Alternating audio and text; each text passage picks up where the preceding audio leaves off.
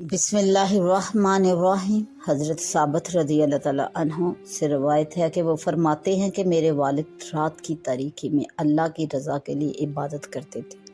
وہ فرماتے ہیں کہ ایک رات میں نے اپنے خواب میں ایک عورت کو دیکھا جو دوسری عورتوں سے مختلف تھی۔ میں نے اس سے پوچھا کہ تم کون ہو؟ تو وہ کہنے لگی حورا، اللہ کی بندی۔ میں نے اس سے کہا مجھ سے شادی کر لو۔ تو وہ کہنے لگی کہ میرے اللہ کے پاس میرے لیے پیغام بھجواؤ اور میرا مہر ادا کر دو۔ میں نے پوچھا تمہارا مہر کیا چیز ہے؟